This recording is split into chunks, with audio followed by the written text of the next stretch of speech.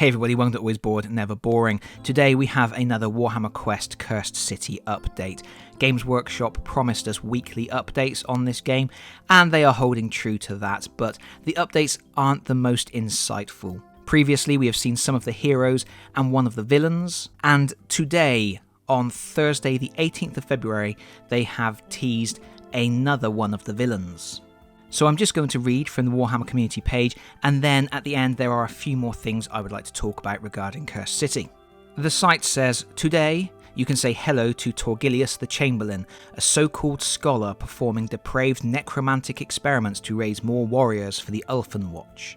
Ulfan Khan was once home to the Brotherhood of Sepulchrists known as the Pact Mortalis. Torgilius was a member of their order but turned his back on them, taking their research into gravesand phylacteries and throwing in his lot with the vampires that came to rule the city. The Chamberlain's knowledge of gravesand means that his master can now deflect wounds that would otherwise destroy him, making Torgilius one of the most trusted men in the Cursed City. He has also developed the ability to project his will into the diseased vermin in the city, allowing him to spy upon the populace. While Torgilius usually prefers to dispatch lesser beings to fetch him fresh subjects for his experiments, he will occasionally venture out into the city to choose his own. Any who stand in his way suffer the full might of his dark magic. That's it in terms of new information, but of course we do get a look at the miniature. It's a nice looking miniature. We can see that Torgilius is surrounded by familiars. He has a raven, he has a rat, a bat, and some kind of Age of Sigmar Mortal Realms dog-like creature, possibly a little wolf, who has the smiliest good boy face ever. And we can see Torgilius has got an eye patch. He looks a little bit like a pirate. Maybe it's LeChuck. But anyway, he's obviously some kind of dark magic user and a crazy mad scientist. There is a hope that we're going to see some interesting constructs that he has made. It would be nice to see some kind of flesh golem type things, but a little bit more twisted. Potential for some interesting enemies there. Although it seems we will have to wait a little bit longer to find out what those enemies might be. Which segues nicely into the second point I wanted to make. Anybody who is paying attention to my community updates will know that I've already posted that there is going to be a preview event for Games Workshop this Saturday. That is Saturday the 20th of February. It's a Mortal Realms special, so they're going to be looking at Underworld and Age of Sigmar, and they have also said they're going to be looking at Warhammer Quest Cursed City.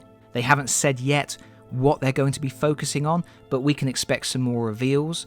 I'm hoping they're going to shed some light on the mechanisms of the game, give us a little bit more information on what is the same and what is different from previous versions of Warhammer Quest. That is the information I'm really waiting to get now. I don't think they're going to announce the release date on Saturday, but that would be extra nice if they did. I know we are getting weekly updates at the moment that reveal one character at a time, which suggests we're still some way away from a release, but I just have this feeling that we are closer to a release date than we think we are. I do think we will not have to be waiting too many more weeks. Although that is my personal opinion, and I don't want to start any rumours about a suggested release date. I just have my gut feeling to go on, and as I have said so many times before, I am almost always wrong.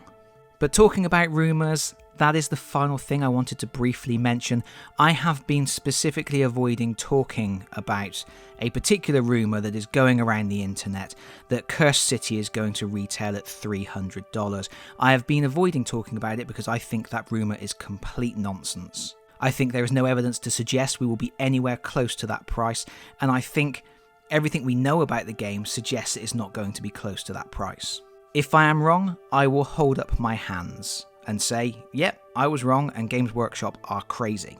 I think even talking about it now, I am throwing some more fuel on the fire of speculation, which was something I was trying to avoid, but it is something that people keep mentioning in the comments to my videos, and I thought I might as well put out a public statement for whatever that's worth.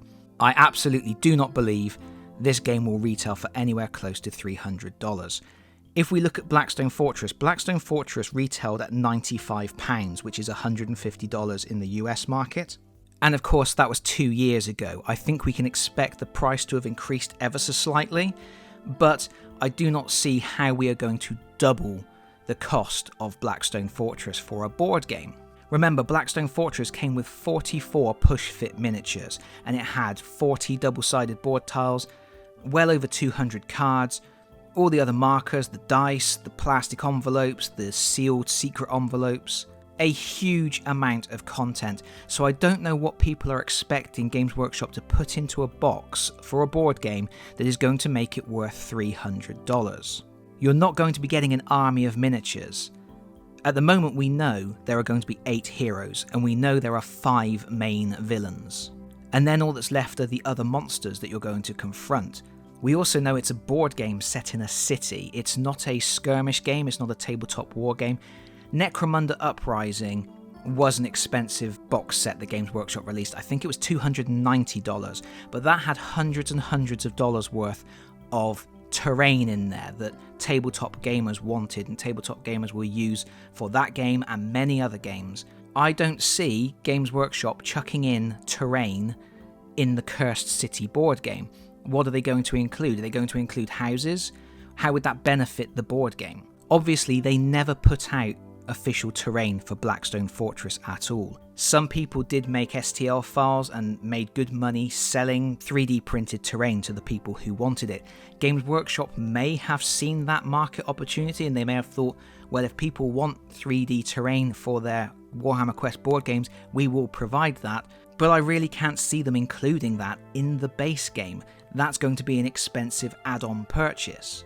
If they want to get people playing Warhammer Quest, if they have planned a series of expensive expansions like they did with Blackstone Fortress, they are going to need to have a reasonably priced entry point. And of course there is a possibility that on Saturday the 20th, whatever they intend to reveal will tell us a little bit more about what's in the box, maybe even more of a complete contents list, and that will help us to gauge a little bit more of what we can expect from a price. But honestly, I think $300 is well out of the realms of possibility. I certainly wouldn't want to see $300 specialist games becoming the norm. But I guess that's all I have to say for now. Thank you so much for listening. If you've enjoyed the video, please consider pressing the like button. If you really enjoyed the video, please consider subscribing if you don't already do so, and then you can stay up to date on all the Cursed City information as I get it. And hopefully, I will see you all again very soon. Bye bye everyone. Bye bye.